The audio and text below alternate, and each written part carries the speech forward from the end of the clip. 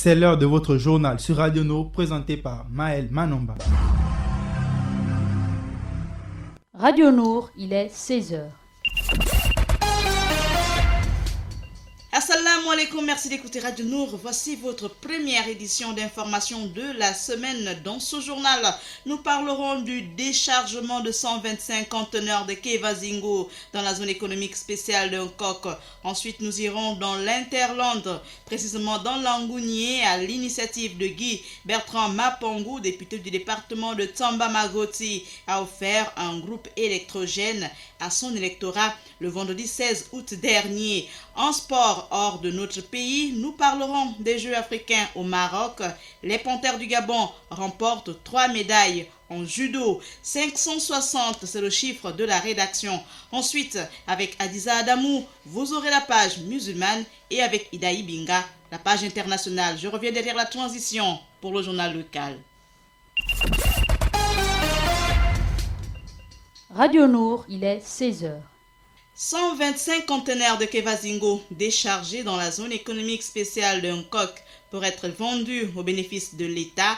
Le 28 août dernier, le ministre de la Forêt, de la Mer, de l'Environnement, chargé du plan climat, le professeur Lee White, s'est rendu au parc à bois des eaux et forêts situé dans la zone économique spéciale de Nkok pour observer le déchargement des conteneurs de Kevazingo saisis au port d'Ovendo sur les sites de 3C Transit et Sotras Gab. Ce sont 125 conteneurs qui ont été transportés sous la supervision des agents du ministère et avec le support logistique de la zone économique privilégiée de Nkok pour garantir leur traitement et leur traçabilité. Une fois transformés, vendus et exportés, ces 1500 mètres cubes de bois pourraient revenir et représenter environ 45 milliards de nos francs. On va dans l'Angounié. L'électricité est de retour à Doudou. 10 mois après son élection, Guy Bertrand Mapongou a tenu à ce que les habitants de ce village situé dans le département de Tamba Magoti renouent avec l'électricité. Le député du département a offert officiellement et mis en marche un nouveau groupe électrogène devant permettre d'alimenter la trentaine d'habitants et des lieux publics. Le village c'est depuis un groupe électrogène, il faut rappeler, d'une puissance de 21 kW. Ce groupe électrogène n'est la propriété exclusive de personne, a indiqué le donateur aux villageois, tout en précisant, je cite, « Certes, je suis le député du Parti démocratique gabonais, mais cet outil que je mets à votre disposition n'est ni pour les seuls militants du PDG, ni pour ceux des partis de l'opposition. C'est un bien commun, donc, qui appartient à tous les habitants de ce village. » Florent Ngwessi, chef du village, a promis d'en prendre soin et d'en faire bénéficier tous les habitants de Doudou, y compris ceux qui n'ont pas accordé leur suffrage au candidat du PDG en octobre 2018. Le groupe ne sera allumé que de 19h à 22h pour minimiser la consommation de gasoil. Et ce groupe sera remplacé s'il s'avère moins puissant pour satisfaire les besoins des populations. La priorité est donnée à l'école et aux dispensaires du village. On va hors de nos frontières à Rabat, au Maroc, toujours pour parler de l'actualité de notre pays en sport. Les Panthères du Gabon en remportent 3 médailles en judo aux Jeux africains. Après une première journée des compétitions sans victoire pour le judo, les Panthères du Gabon ont renversé la tendance grâce aux 2 médailles d'or de Sarah Mazouz, moins de 78 kg, et Karen Angono Ora, moins de 70 kg, qui font d'elle des championnes d'Afrique, et à la médaille de bronze de Luc Manungo dans la catégorie des moins de 100 kg. Ce dimanche 18 août dernier a marqué pour le sport gabonais une véritable révolution. Au total, il faut rappeler, ce sont 36 athlètes gabonais qui prennent actuellement part à cette 12e édition des Jeux africains avec 8 disciplines, à savoir l'athlétisme, la boxe, le judo, le karaté, le taekwondo, le tennis et le tennis de table, sans oublier la natation. 560, c'est le chiffre de la rédaction. On vous amène à Port-Gentil. Il faut rappeler que c'est sur la 102 que nous sommes écoutés. Le chiffre de notre rédaction, c'est 560 mètres. Le tronçon Pentecôte-Château a été ouvert à la circulation le 10 août. Après plusieurs mois de réhabilitation, ce projet s'inscrit dans le cadre du programme de développement d'infrastructures locales financé par le gouvernement avec l'appui de la Banque mondiale.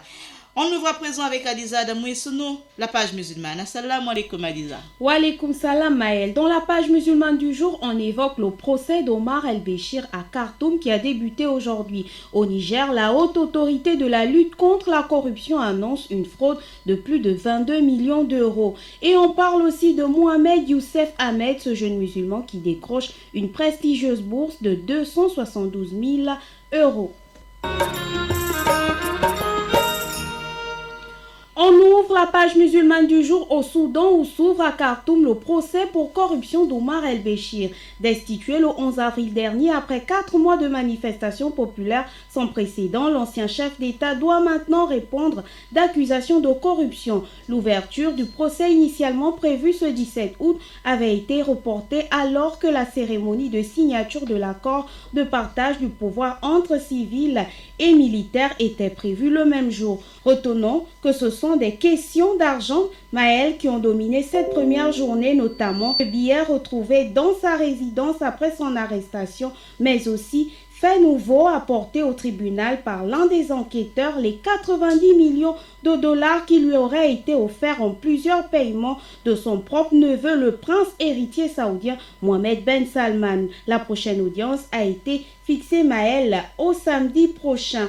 On poursuit l'actualité musulmane au Niger où plus de 22 millions d'euros sont perdus pour cause de fraude.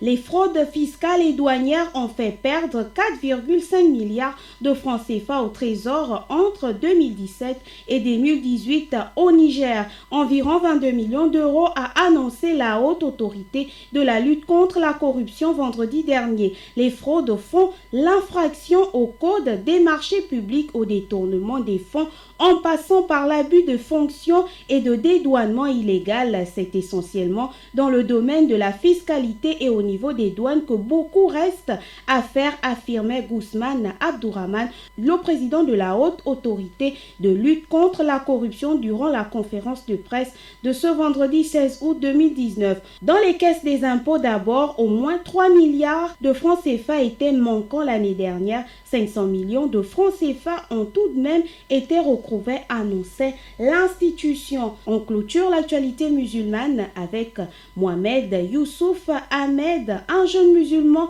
qui obtient une bourse de 272 000 euros du prestigieux MIT, Massachusetts Institute of Technology. En début d'année, lorsque le jeune Mohamed Youssouf Ahmed décacheta nerveusement une lettre portant le sceau de la prestigieuse université de Cambridge, découvra que sa candidature avait été rejetée. En effet, 3 semaines plus tard, ce n'est pas une mais 2 réponses favorables qui lui furent adressées par la direction de 2 universités américaines parmi les plus sélectives et réputées à l'échelle internationale, Harvard et le Massachusetts Institute of Technology. Mohamed Youssouf Ahmed était loin, Maël, d'imaginer qu'un horizon universitaire plus radieux se dessinerait toutefois de l'autre côté de l'Atlantique. L'étudiant très prometteur dans l'Est de Londres doit encore se pincer pour y croire tant ce rebondissement extraordinaire lui ouvre de formidables perspectives. Voilà Maël, l'actualité du monde musulman de ce jour. Merci à notre jeune spécialiste du monde musulman pour cette brillante présentation de la page musulmane. À présent avec Ida Ibinga, nous allons faire le tour du monde de l'actualité à l'international. Assalamu alaikum Ida. Wa alaikum salam Maël. Voici le sommaire de notre actualité internationale. Au Soudan, qui pour siéger au Conseil souverain chargé de diriger la transition. Ensuite au Tchad, Idriss Déby Itno déclare l'état d'urgence dans 2 provinces de l'Est du pays. En France, Macron reçoit Poutine à Brégançon pour aborder les crises mondiales avant le G7. Enfin, les États-Unis octroient un sursis de 82 jours à Huawei. Le développement des titres, c'est tout de suite.